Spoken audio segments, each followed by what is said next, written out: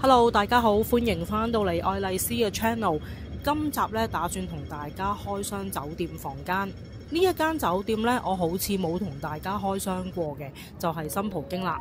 經過咗大堂，我哋入到去等 lift 嘅位置。其實新葡京酒店呢都好多年啦，有成10幾年啦。睇翻資料啦，酒店部分呢就喺2008年嘅12月開幕，咁距離而家都已經有成17年啦。今次開箱房間嘅樓層呢係37樓，應該算係房間嚟講嘅最高樓層。今次呢一間房呢就唔係我自己入住，係朋友呢借俾我去影嘅啫。走廊嘅部分呢都係正正常常咁樣啦，唔係話特別奢華嗰種感覺。咁我相信房間裏邊呢應該都會係有啲舊，我哋睇睇啦。入到房間嘅左手邊呢會係一個衣櫃嘅地方同埋洗手間嘅。咁我哋入咗嚟睡床區先。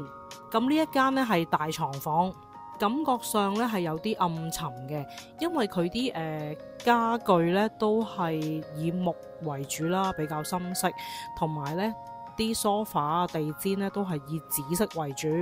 成個感覺呢都唔會話覺得好舊，因為睇得出呢佢係應該有翻新過嘅。啲牆身啊、啲櫃啊，都會覺得佢係 keep 得幾好。其實 keep 得好呢都係基本㗎啦，因為都要對得住佢嘅房價。喺我剪片嘅時候呢，咁我上呢個酒店網站呢，求其咁揀咗一晚嚟去睇下個價格呢，都要成4000幾蚊一晚。咁 mini bar 嘅部分呢，佢就收埋咗喺個櫃入邊啦。咁會見到啲水啦、茶包啦，但係呢就冇咖啡機。雪櫃呢亦都喺下面嗰一格。去翻頭先門口入嚟嘅左手邊，我哋睇睇個衣櫃。咁個衣櫃呢就唔係話好大啦，正正常常咁啦。入邊有2件浴衣，下低呢就會有個浴室磅啦，或者有啲擦鞋嘅用品。咁佢對住呢就係一個放行李嘅櫃嚟嘅。咁再入去呢就係浴室嘅部分啦。入到嚟個感覺呢就冇話特別靚，不過呢個空間感係好足夠，同埋佢個浴缸呢就係有按摩功能，同之前我去舊葡京嘅都一樣啦。洗手台下面呢都用咗木嘅元素，咁上面呢就有2個洗手盤啦，而一啲洗手用品呢就擺在中間，砌咗呢佢哋自己酒店嘅 logo。而喺塊鏡中間嘅部分呢，會有個電視機啦，咁無論你係刷緊牙，又或者你沖緊涼嘅時候呢，都可以睇下電視啦。咁另外隔離呢道門呢，就係一個企缸，亦都係一個濕蒸嘅房間。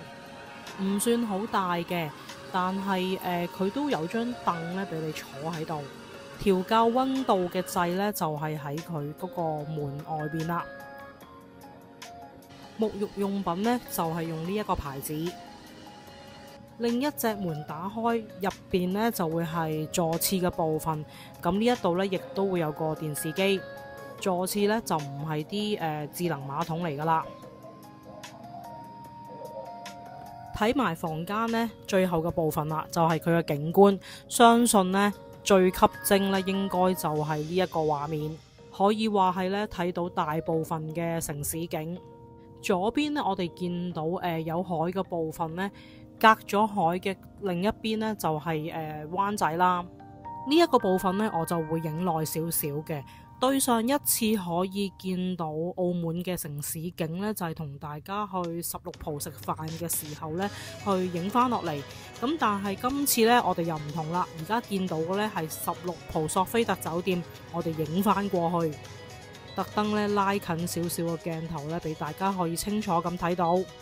細心啲睇呢，其實我哋都會認得到好多地方。加上天氣好好啦，可以好清楚咧咁樣睇到。咁而家望落去嘅呢係大三巴牌坊啦，見到幾多人喺度？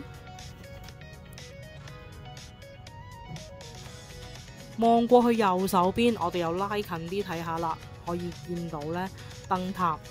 冇諗過喺呢間房度呢可以睇到咁多唔同嘅地方喎。咁而家望落去嘅呢，就係大會堂隔離嘅聖羅撒學校中文部啦。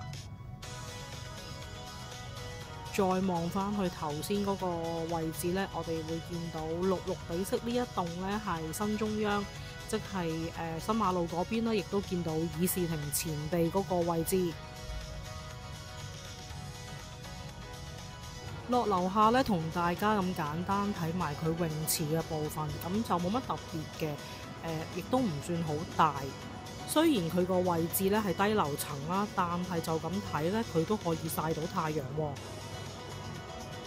睇完房間咧，我哋就經酒店嗰個接駁天橋咧，翻過去舊葡京啦。喺天橋嘅左右兩邊咧，分別都可以睇到呢一啲嘅景觀。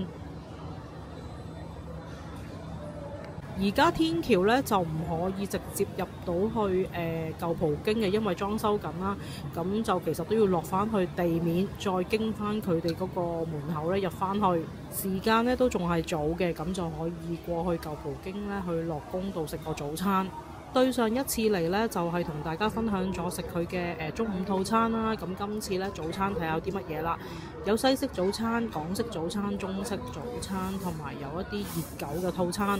早餐最貴嗰個價錢呢係52蚊，咁其他都係40零蚊。同埋套餐呢，佢都配咗杯嘢飲嘅咖啡、奶茶、檸茶、安華田呢一啲咧都唔使加錢。咁另外有啲特別少少嘅呢，就要加10蚊。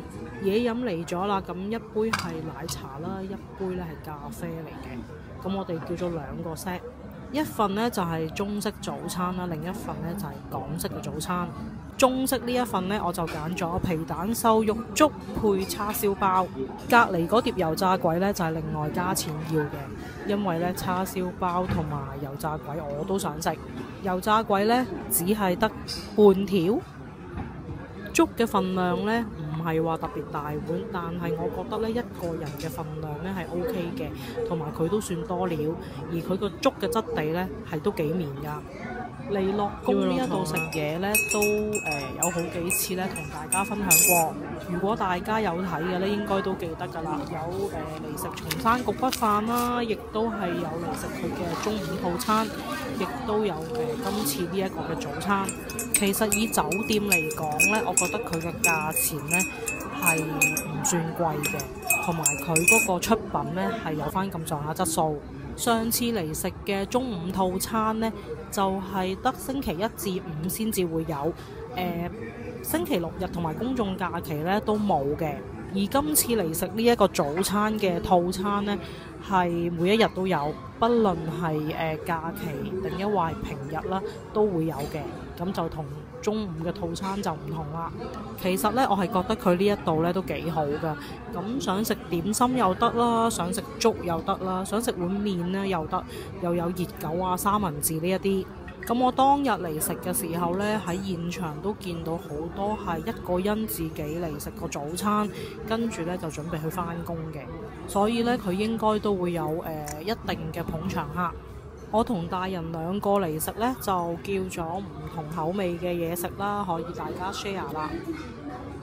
另外呢一份都嚟咗啦，係沙爹牛出前一丁，仲配咗多士同埋蛋嘅。睇塊多士先，係啦，搽咗薄薄嘅牛油啦，亦都烘咗。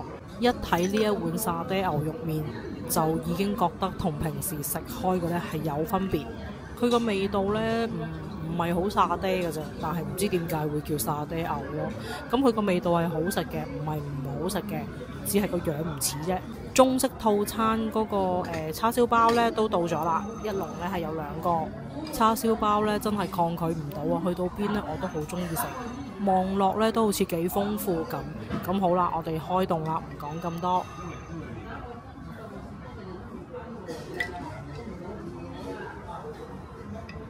打開埋個叉燒包，睇下裏邊啲餡料先。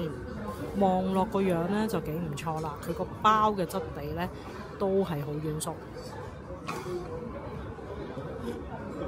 仲有嘅就係佢呢一度呢係有加1服務費嘅，因為始終都係酒店裏邊啊嘛，咁大家呢就要留意翻啦。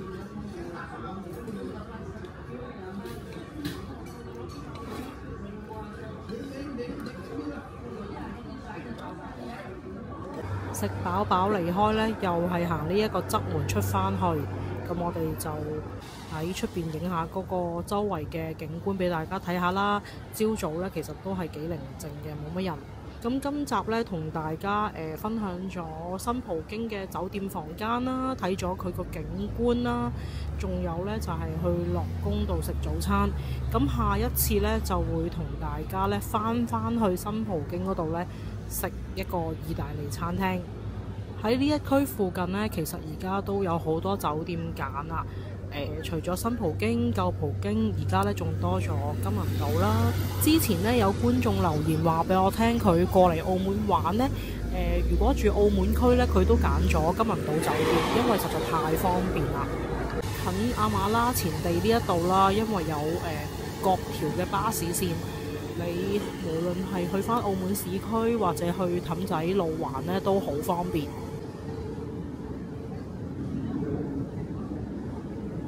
咁今集咧簡單同大家睇咗酒店房間啦，食咗個樂宮嘅早餐，再睇埋一個比較寧靜嘅朝早。